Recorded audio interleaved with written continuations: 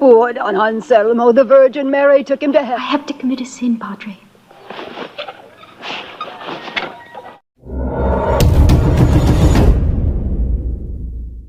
Cerita diawali dari sosok seorang pencuri bernama Bernardino yang sedang dikejar-kejar oleh prajurit Roma karena kasus pencurian. Saat pemuda itu sedang modal di sebuah goa, tak sengaja dia bertemu kembali dengan teman masa kecilnya bernama Mamone yang ternyata punya kasus yang sama, sedang diburu prajurit Roma karena kasus pencurian. Shh, that kind of horseshit makes me. The hell, do you think anybody's any better than us? A man's a man. Untuk mengisi kejenuhan karena harus bersembunyi terus di dalam goa, Bernardino dan Mamone mulai mengobrol, menceritakan kisah-kisah erotis di desanya. So long.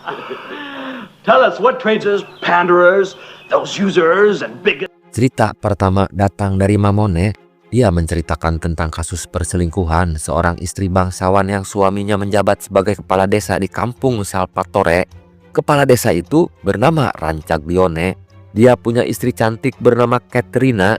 Dikisahkan kalau Kades Rancaglione punya penyakit ejakulasi dini yang membuat rumah tangganya kurang harmonis.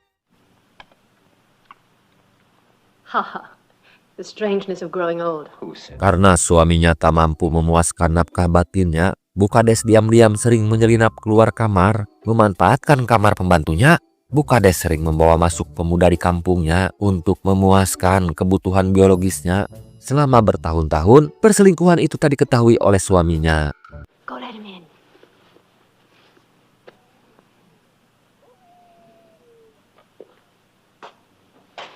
Hingga di suatu hari, desa Salvatore kedatangan pastor baru bernama Bapak Pedro. Dia dikirim oleh Uskup Agung ke kampung Salvatore untuk menggantikan pastor lama yang sudah meninggal dunia. Gratitude to our noble benefactor, His Excellent Hand. I call upon each man here to. Dengan membawa misi mulia untuk mengajak warga kampung Salvatore agar mau kembali ke jalan Tuhan, Bapak Pedro mulai gencar berkhutbah di gereja, mengajak para jemaatnya untuk meninggalkan perbuatan dosa. Namun apesnya, saat pastor itu mengajak jemaatnya untuk meninggalkan perbuatan maksiat, justru matanya tak bisa berpaling dari ranumnya dua buah gunung kembar yang menyembul di balik baju jemaat wanitanya. His generosity, unmannered, was due to him alone.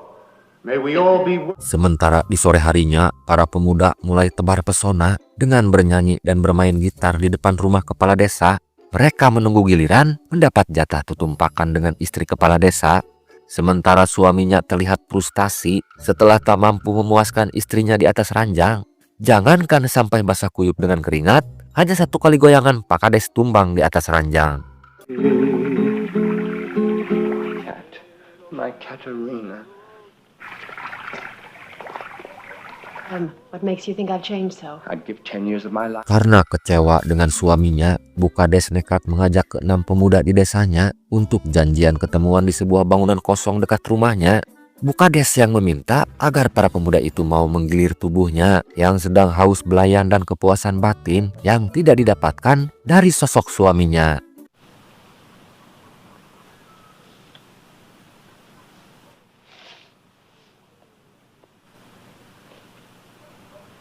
Who wants to be first?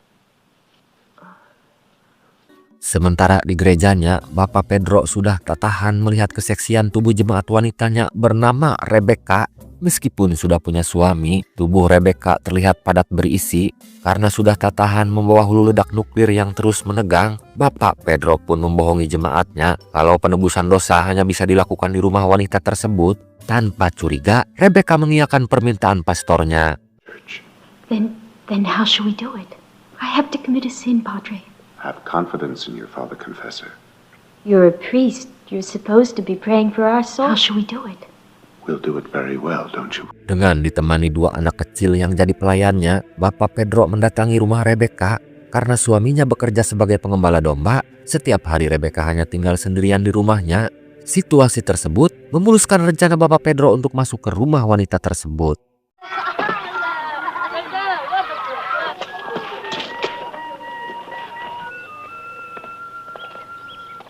Namun gerak-gerik pastor gereja dicurigai oleh tetangga Rebecca yang mengintip dari balik jendela. Setelah memberkati para penduduk desa yang ditemuinya, Bapak Pedro pun meminta 2 anak kecil yang jadi pelayannya untuk menunggunya di luar, sementara dia mengajak Rebecca untuk masuk ke rumahnya. Lord Jesus Christ, bless our house.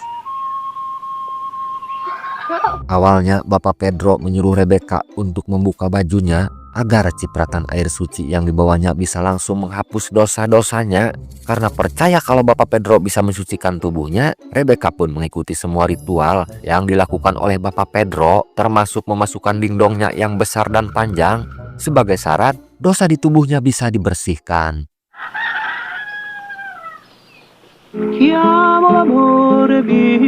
Karena sering masuk ke rumah istri orang tanpa uluk salam, kegiatan mencurigakan itu akhirnya diketahui oleh suaminya Rebecca yang mendapat laporan dari tetangganya kalau Bapak Pedro sering bertamu ke rumahnya. I even prayed maybe I was mistaken for yours while the priest boys a few biscuits to munch on and they waited by your door. Untuk membuktikan kalau istrinya telah berselingkuh, suami Rebecca pun pura-pura memberitahu istrinya kalau dia akan pergi keluar kota untuk beberapa hari. Mendengar kabar tersebut, Rebecca terlihat senang karena dia bisa bebas menjalankan ritual penyucian dosa. Tolly, get my things together. Falling star. Make a wish, Nick. Tanpa sepengetahuan Rebecca, suaminya mengajak temannya Antonio untuk membongkar perselingkuhan tersebut. Rebecca pun akhirnya harus meregang nyawa setelah perselingkuhannya diketahui oleh suaminya. Sementara Bapak Pedro harus kehilangan burung kesayangannya setelah dipotong dengan pisau oleh suaminya. I'll do it. Sementara di tempat lain, kepala desa meminta bantuan Pastor Tardelli untuk membongkar gosip perselingkuhan istrinya karena tahu kalau Katrina sering datang ke gereja untuk melakukan ritual penebusan dosa. Kepala desa pun meminta bantuan Bapak Tardelli agar dia ikut masuk ke bilik pengakuan dosa. Di bilik pengakuan dosa tersebut, kepala desa akhirnya tahu rahasia istrinya. I think it was the same as last. I cheated on my husband. What sins have you committed? I think. One, and I confess that I have not always been truthful to him. Jika saja tak ada pastor gereja, kepala desa sudah tak tahan ingin melabrak istrinya. Akhirnya kepala desa meluapkan kemarahannya saat istrinya sudah pulang ke rumah. Dia menyiksa dan mengisolasi istrinya di penjara bawah tanah. Untuk menunjukkan kesetiaannya, kepala desa pun memotong kemaluannya. My little pussy.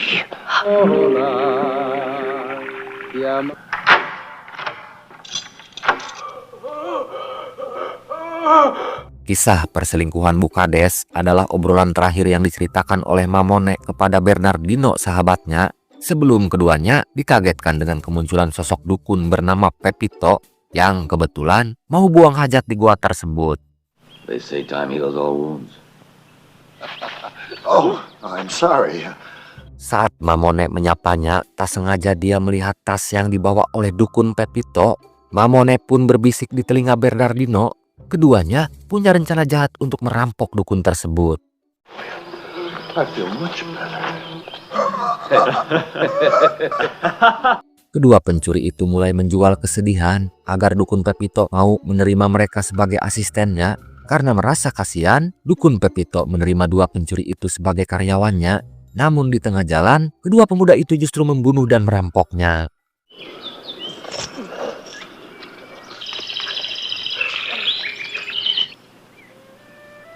Karena pembunuhan tersebut, prajurit Roma akhirnya bisa mengendus keberadaan Mamone dan Bernardino. Keduanya akhirnya berhasil ditangkap oleh prajurit Roma. Karena kejahatannya, kedua pencuri itu dijatuhi hukuman mati.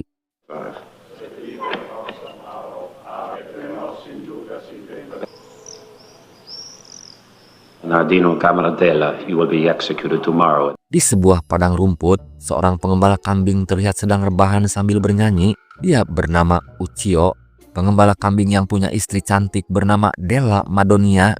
Sementara pengembala di seberangnya, dia bernama Ambrosio, teman Uccio yang hidupnya selalu menjomblo. Ambrosio terlihat sedang memutar otak gimana caranya agar bisa mencicipi istri sahabatnya. Setelah punya ide, dia pun langsung memanggil sahabatnya. Johnny,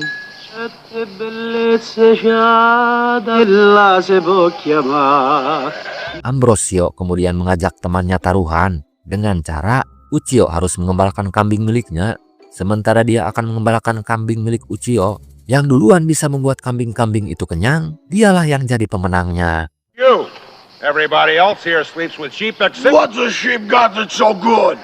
Giovanni does it twice a day. Angelo screws it. How much do you need? Try a sheep just once. Tanpa curiga, Uchiyo pun menerima tantangan tersebut. Dia pun langsung pergi untuk mengembalakan kambing milik Ambrosio. Setelah berhasil mengelabui sahabatnya, Ambrosio pun langsung mencari Della Madonia, sosok istri Uchiyo yang selalu menggoda nafsunya. Setelah menemukannya, Ambrosio langsung menyodoknya dari belakang.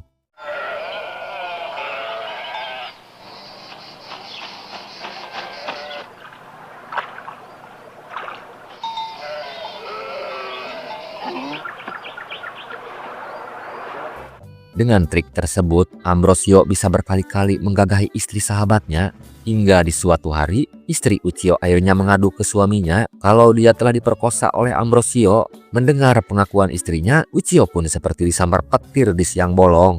Untuk membalas dendam atas perlakuan sahabatnya, dia pun pura-pura menyamar menjadi istrinya. Setelah berhasil menjebaknya, Uchiyo pun langsung memotong kemaluan Ambrosio dan menjadikannya sebagai santapan makan siang bersama istrinya. Oh!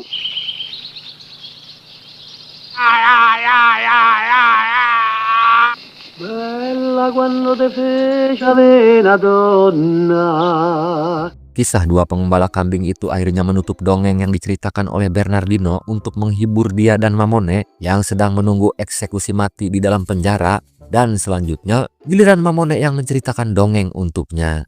In all my days on earth, I've never thought of God. To die same as we are, but luckily escaped hanging. If they don't hang us pretty soon, we're both gonna... Pemuda itu bernama Agostino, seorang gelandangan yang hidup dari belas kasihan orang. Dia sedang menunggu sisa-sisa makanan bekas. Agostino sering menjadi bahan bulian para pemuda di kotanya, yang setiap hari sengaja makan di depan Agostino agar bisa membuli pemuda malang tersebut. Two vices, like to chase horse, and you can't stand it. Shit, and he's over his head in debts, and his credit's no good. Sorry, Agostino, my... Karena sudah tak tahan dengan nasib yang dialaminya, Agostino nekat mencuri kotak amal di dalam gereja. Setelah berhasil mencurinya, dia berniat balas dendam kepada keempat pemuda yang sering membulinya dengan sengaja pamer makanan enak di depan cewek cantik yang ditraktirnya.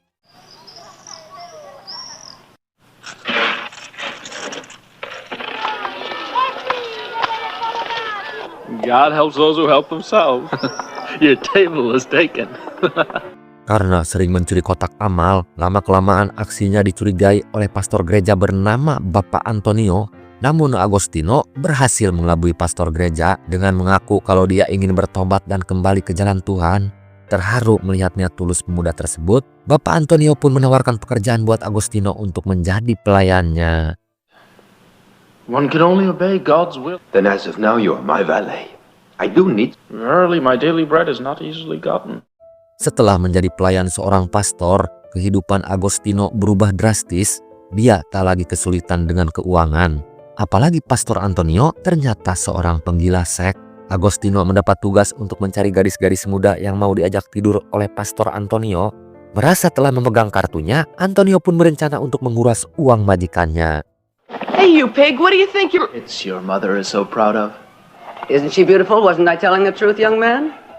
Agostino menjanjikan akan membawa seorang gadis yang sudah lama disukai oleh Pastor Antonio, tapi dengan syarat majikannya itu mau membayar tebusan sebesar 2.000 sekudi. Mendengar syarat tersebut, Pastor Antonio pun langsung menyanggupinya. So I said, oh. Then she... Why did you find out? The whole story. Well, go.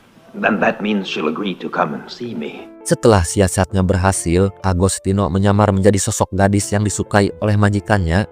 Tanpa curiga, Pastor Antonio membawa Agostino masuk ke kamarnya. Di kamar itulah Agostino langsung menusuk punggung majikannya. Setelah memastikan Pastor Antonio sudah tewas, Agostino langsung menggasak harta majikannya.